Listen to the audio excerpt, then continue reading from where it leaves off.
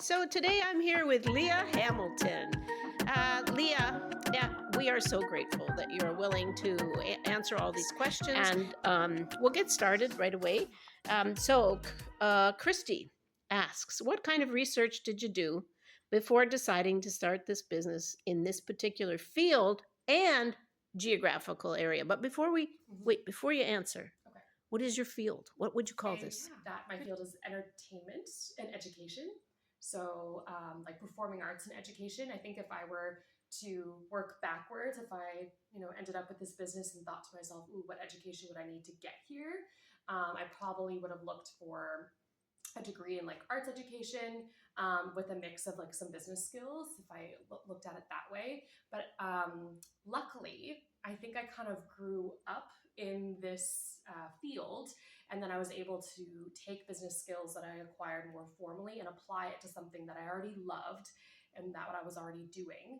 And I think for any business owner, because it's very demanding and it's a full lifestyle that you kind of take on, I would suggest that you decide to do something that's so organic to you, like you would do it anyway. And if you can then turn that passion or that natural ability into your career, like that's the most kind of natural way to keep a balanced life and enjoy every part of it because you feel like you'd be doing it anyway. But the real question is, what kind Yes. of research did you Good do? question. Okay. Especially, I'm curious about geographical area. So, Christy wants to know, Yes. like, why did you set up in Belleville? In Why Belleville. here? Okay. Yeah. There are no other model and talent agencies that have a really strong connection to Toronto, Montreal, between, I would say, Oshawa and Brockville. There's a couple other places that might do some education and kind of introduce people to the market, but really the next place you would go is Toronto or Ottawa. And so I love that we're right in the middle in Belleville, and there is a lot of arts organizations. And I think it's really exciting to help people take their kind of hobbies and connect it to the real market in Toronto and Ottawa. But yeah, being right in the middle. Also because I do go back and forth all the time. So I can be center and do some training, but zip up to Toronto once a week if needed, or zip up to like Ottawa, Montreal. So it's just... Right now, I would say the coaching and the teaching. A huge service that we provide is we have a membership, and every member gets a one-on-one consult every month to kind of review auditions that they've had or opportunities we've submitted them to. And I just don't think that you can delegate that unless all of a sudden I brought on another partner that was doing the exact same thing as me. That's the service offering would go down For all businesses? Mm-hmm. Yeah. How do you decide which opportunities or clients are worth saying yes to, and when your business should say no? Yeah, I do think you always have to look ahead to 6 months to a year and work backwards when you're looking at opportunities that are being presented to you. And there's some things that may sound really cool or like a fun idea, but if it's not going to align with your vision, then it's just not worth your time.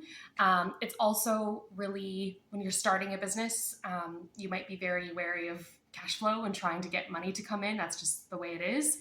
But there are some larger opportunities that you really should be chasing instead of always chasing like little bits that wear you out. Because you could be doing 100 things for $50 or $100, but it's not building long-lasting revenue. And so sometimes saying no to little bits is essential to get the bigger return in the long run. Yeah, sometimes you have to remember when you're interviewing a client, it's not always really about the exact project you're talking about. It's also about just deciding what that working relationship is going to be like.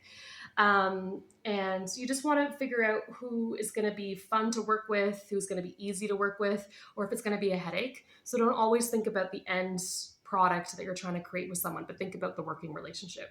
Okay.